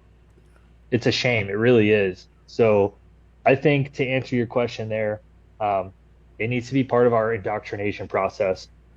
Like that this is important stuff. Like why is the Halligan bar the way it is? Right? Like all of these things. There's people that use a Halligan bar that don't even know what mechanical advantage is. Right? Yeah. They don't know the difference of like how big the ads is in relation to anything else. Like it just blows my mind. They don't even know the difference between a three-piece Halligan and a Pro bar. Yeah. They all think it's the same. That's a problem.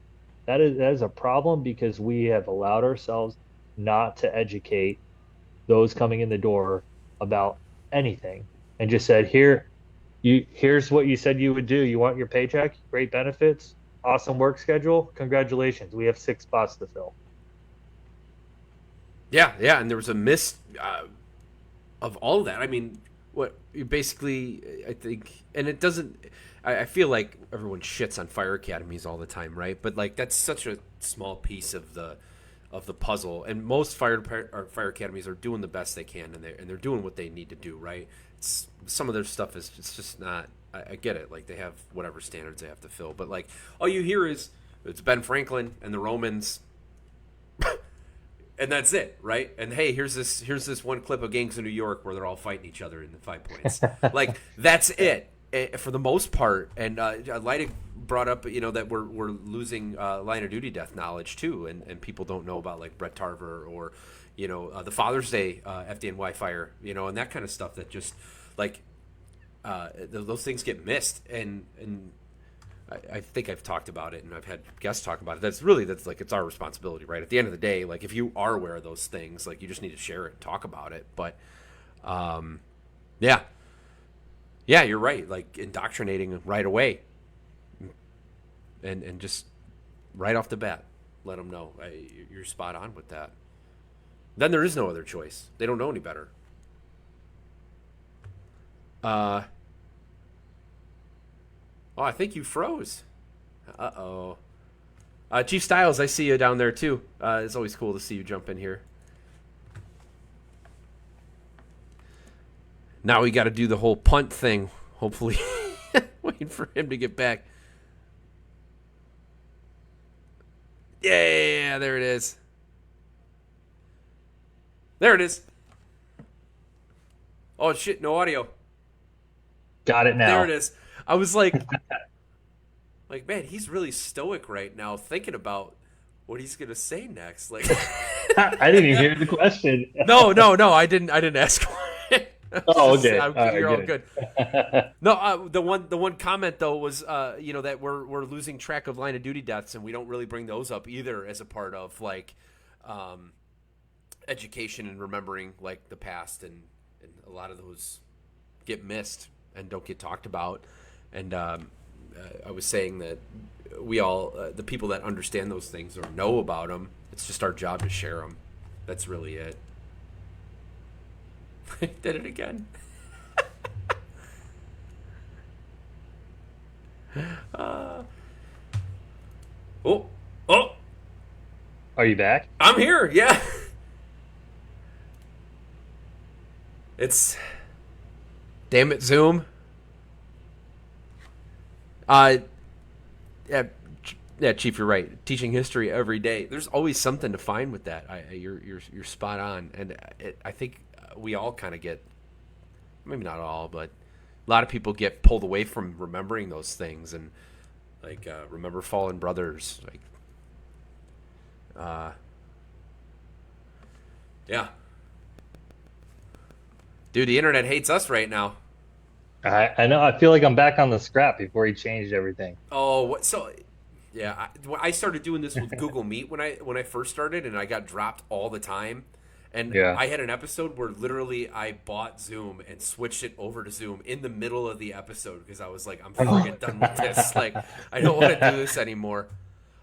Chief brought up, and I apologize. I don't know. He said the line of duty death from L.A. County. Was that? I have to look into that. I'm not sure if that happened today or. Um, so my apologies. I'm not sure what you're talking about, but obviously condolences to a fallen brother or sister. Um, I don't know if you know anything about that, Sean, but No, no, not if it was today. yeah, I'm not sure what I, he's. But before we lose you again, maybe we'll, we'll go into the yeah, closing things here. So, yeah, go um, for it. what's the best training or class you've ever participated in? Oh, I obviously like truck work, but um, Orlando Fire Conference probably about 4 years ago, I was taking Lieutenant Klett's boarding class, and I'm gonna tell you right now, like everything I thought I knew about being a nozzle person, I didn't know.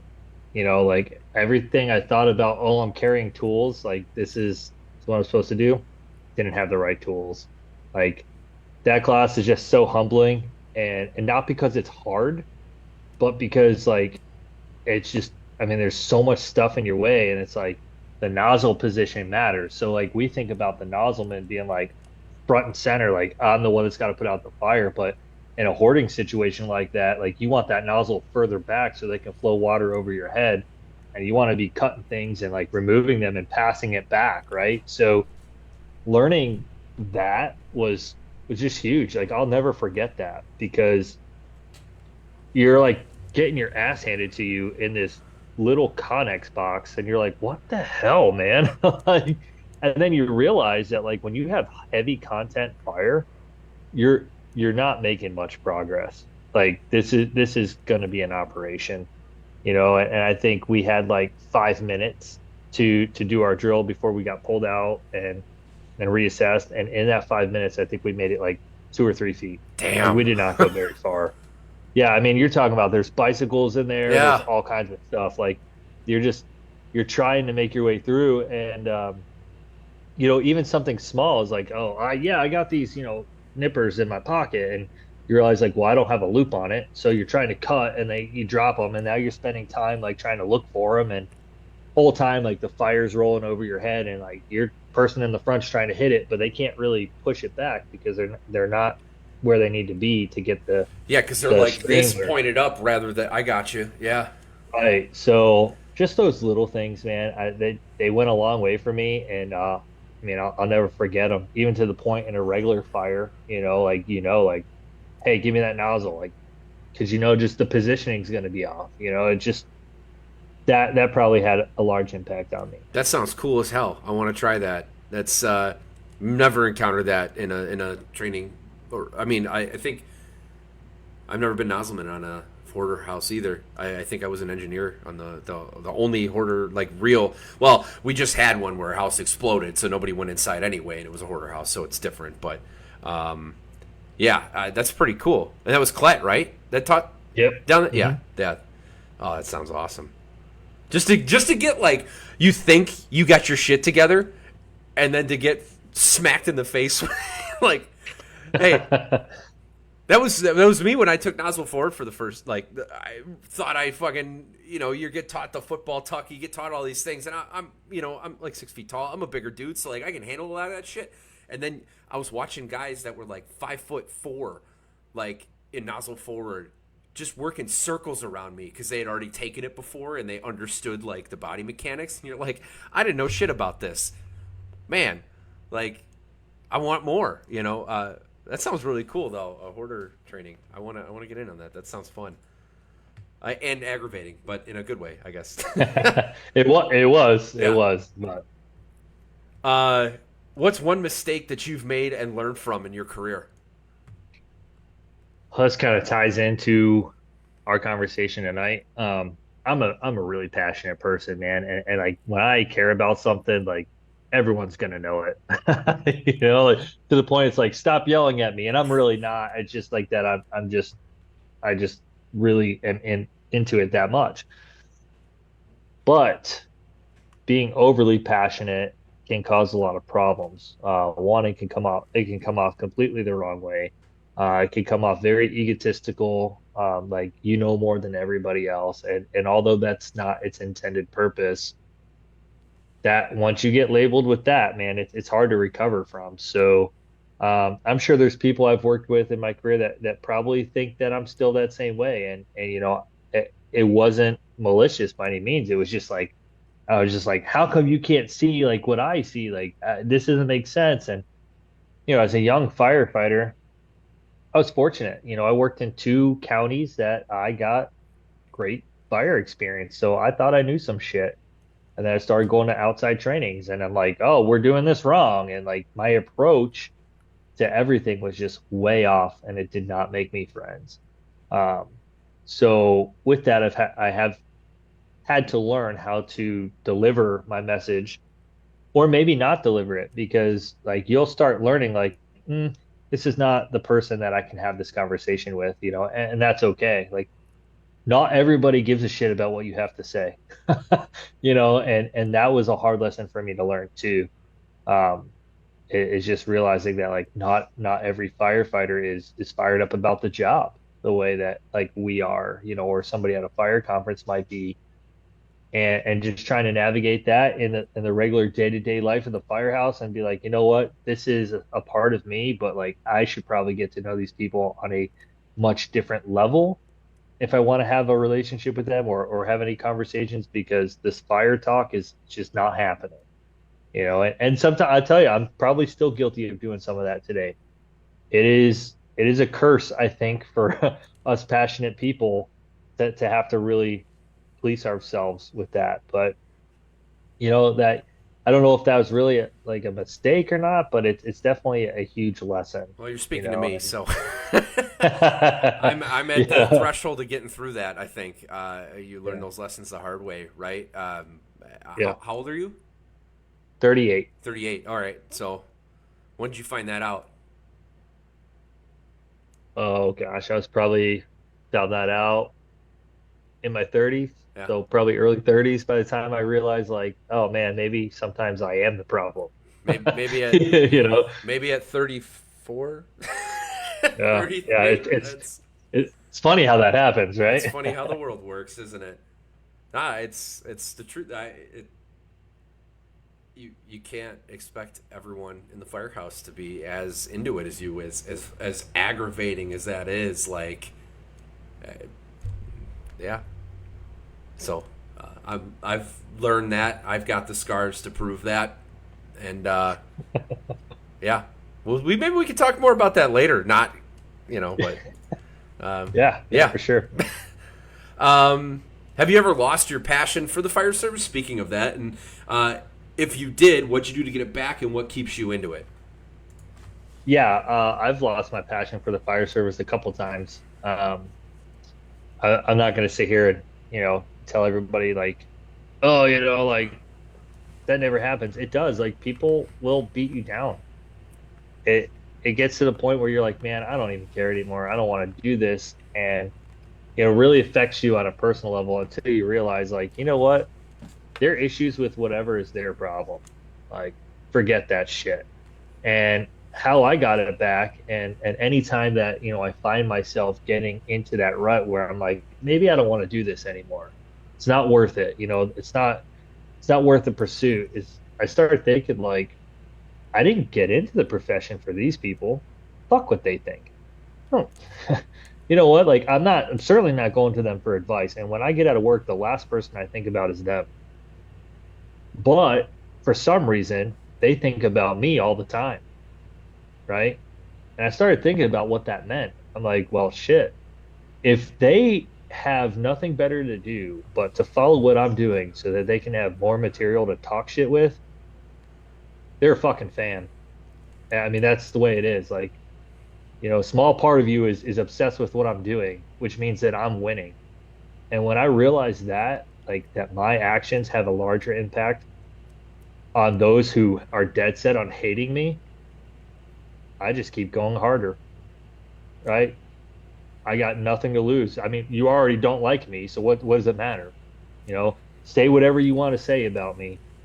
Say it to whoever you want to say it to. But the one thing I'm not going to allow someone to do is beat me down to be like them because it's easier, right? I take more pride in knowing that no matter what, at the end of the day, even if I'm not successful, I'm gonna still keep pushing because the best revenge is success. Period. And when people look at where you are in relation to where they are, and you're way ahead of them, I'll still reach back and give them my hand. Come on, man, pull up. I'll pull you up with me. There's no hard feelings here. Like I don't hate you. I just hate what you're doing, and you just gotta like let that shit go. And it's easier said than done because even to this day, like I'll have a day at work or something. I'm bitching to my wife, like you wouldn't believe it. I got to catch myself and be like, you know what?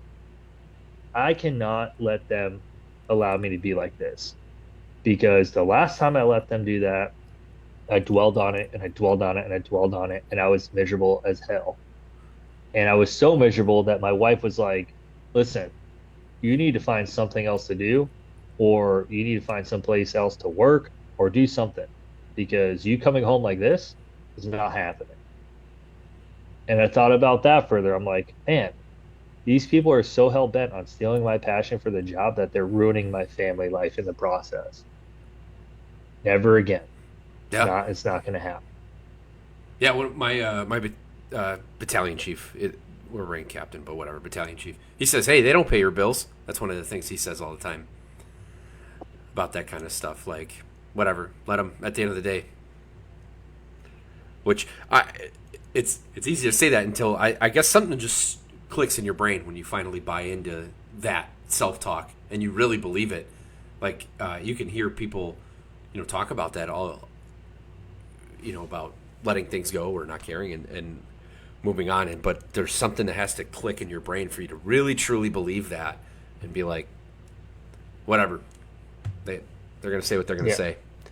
At the end of the day, No, go ahead. oh, I was going to say, at the end of the day, how you choose to react to that means the world. Because if you do let it go and you stay mission focused and you're like, whatever, man, not letting it go, the people that see you for who you are going to defend you in rooms you're not in.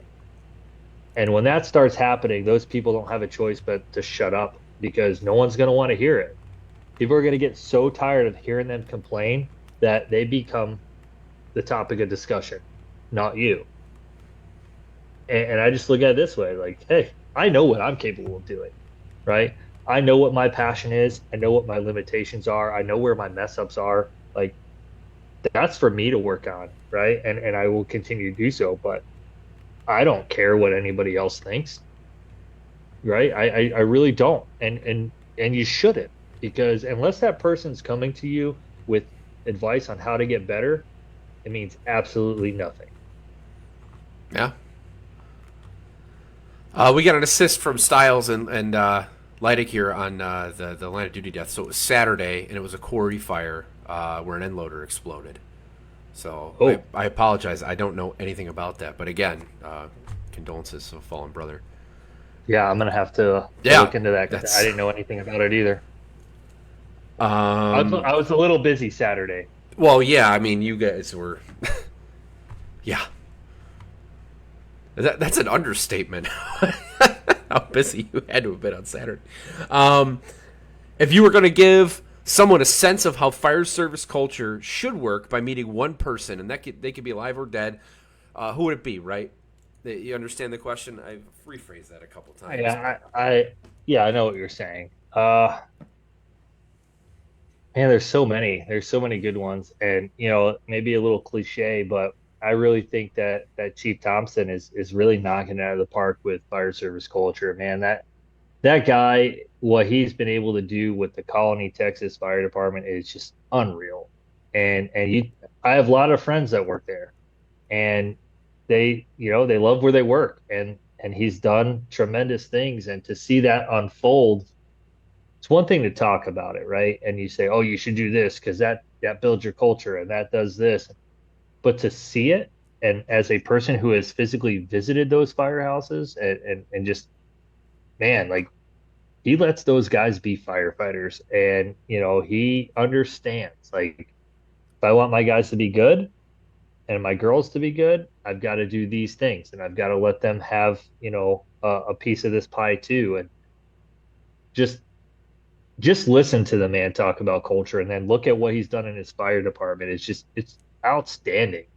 Like it, don't like it, whatever, but there's a lot of lessons to learn from what that man is doing, and I highly recommend that everyone take notice.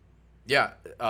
To back that up, I was thinking about going down there, and that's where a lot of some of the reciprocity thoughts and all that, and it just wasn't the right move for my family, right? And it's my decision, right? We're gonna stay where we're at. We're doing what we're doing, but I reached out to someone that works there, and he was like, "Come down." He's like, "You can live with me for a weekend, and you could go ride." Like that just shows what kind of organization they've developed down there. That some guy I've never met. We on Facebook, I think we were both vigilantes or something like that, and like he's like, "You want to see if it's legit? Come." He's like, "Don't pay for a hotel, just get down here, and you can stay with me."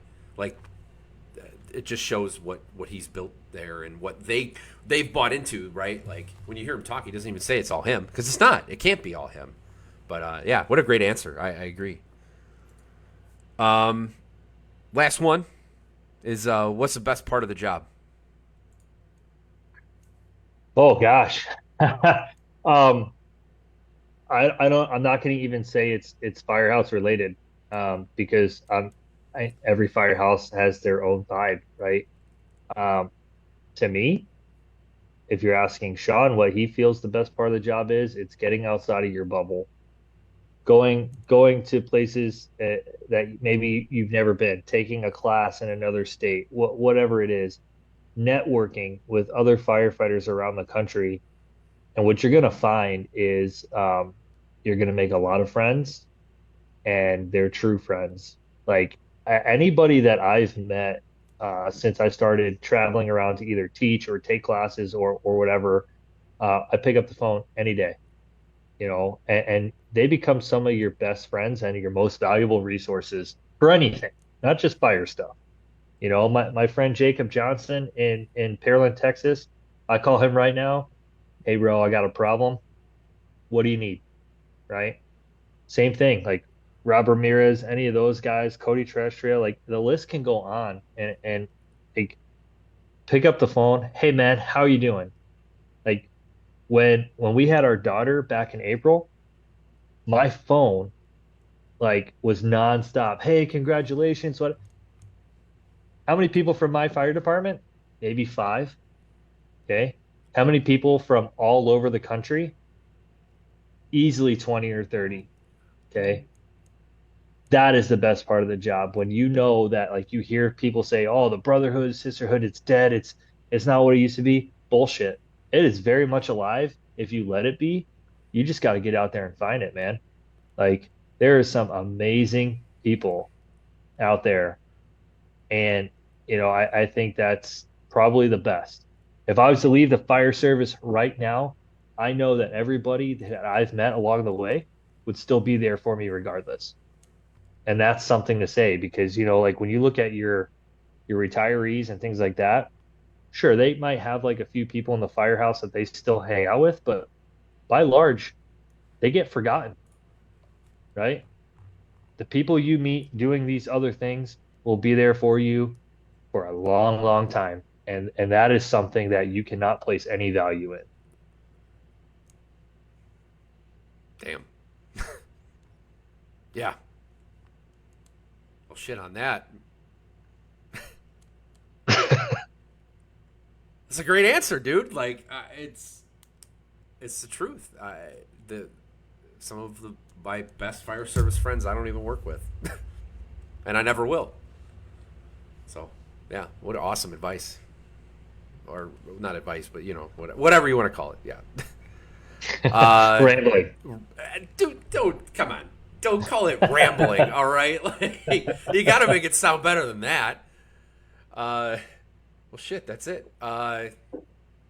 Sean, thanks for coming on, dude. This was a lot of fun, and I appreciate it. Stick with me in the green room for a second or two, and then we'll be on our way. But anyone listening, thanks and live and your comments, and I appreciate it. And we'll see you on the next one. Thanks again. Oh yeah, if anyone wants to get a hold of you, how can they? Well, I gotta before I end this, I gotta give a shout out to my buddy Alan Stiles. I know he was in here earlier. We were just talking about relationships that you build and stuff. And I'll tell you, man, when I moved up to Michigan, we didn't really even know each other. We kind of like talked here and there. And that dude will do anything for you anytime, and I'm a testament to that. He's helped me out tremendously. So I can't I'd be remiss if I didn't put that out there that like Yeah, he's one of those people that anytime I pick up the phone, he's going to be there for whatever I need. With that being said, if you want to get a hold of me, it's pretty easy. Uh, Duffy558 at gmail.com. Find me on Facebook, Instagram, whatever you want to do. Uh, it might take me a while to get back to you because I'm really terrible with emails. But if it's something you need, like just kind of poke me and say, "Hey, I sent you an email a week ago, idiot. Like I'd like a response," and I'd get back to you. So dude, and just to piggyback too on Styles, like how small a world the fire service is and how alive the brother can be. Like he worked for a department that my uncle worked for, and like what a small world that like when you start connecting all these webs for like us to be having a conversation about how you know what I mean, like yeah, he was in my local area and went up to you guys and you got to latch onto him and like him and I had a connection because of that. Like it's just crazy how this like world just lines up in that. It's insane. uh oh, but yeah, this is pretty cool, the small world. So thanks everyone again, and thanks again Sean for coming on. yeah. Thank you.